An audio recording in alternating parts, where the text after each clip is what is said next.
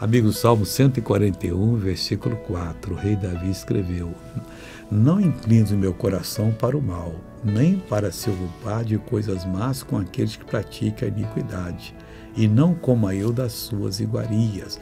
Isso era mais um pedido a Deus, mas uma lembrança para ele. Se alguma coisa estava querendo inclinar o coração dele para o mal, não era Deus não, era o inimigo. Então ele está dizendo, Deus não deixa. E nem que ele se ocupasse com as coisas más que aqueles que praticam iniquidade fazem. Não, ele tinha que ser uma pessoa santa, uma pessoa liberta. Ele falou bem claro, nem para se ocupar de coisas más com aqueles que se praticam iniquidade. Não temos nada a ver com a prática deles. Temos sim que levar a bênção para eles. E não coma eu das suas delícias. Não, não, não. Se convidarem você diz, não posso. Tenho um compromisso com Jesus, eu não vou fazer isso não. As delícias deles são tudo veneno que vai destruir a sua alma e Deus não quer isso não. Veja esse testemunho.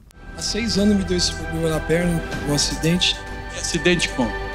Foi uma paulada que eu levei muitos anos atrás e o médico disse que tinha formado um tumor. Aí hoje eu estava em casa chorando ontem. Tá sempre com essa mancha vermelha? Sempre roxo e inchado. E aí hoje minha esposa falou para mim, amor, nós vamos à igreja amanhã. E eu falei assim, amor, não tô aguentando. E eu vim com ela, eu vim encostando nela. E a esposa? Vem cá, essa já tá em lágrima aí. Como é que é o seu nome? Isa. Isa, é verdade que ele tá falando? É verdade. Você é pequenininho, ele ainda apoiava você aí? Sim. Então imita como é que era aqui. Os dois assim, desde ontem quase fui atropelado nessa rua. Anda normal agora, em nome de Jesus. Olha só, pessoal.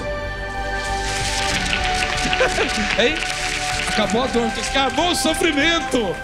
Agora eu quero orar com você. Meu Pai, eu venho pedir por todas as pessoas que estão orando comigo, que precisam da tua ajuda, do teu socorro. Pai, eu uno a minha fé com a fé dessas pessoas, eu paraliso toda a ação do inimigo, eu digo mal, solte essa vida, vai embora, em nome de Jesus Cristo. E você diz, obrigado, Senhor, e amém.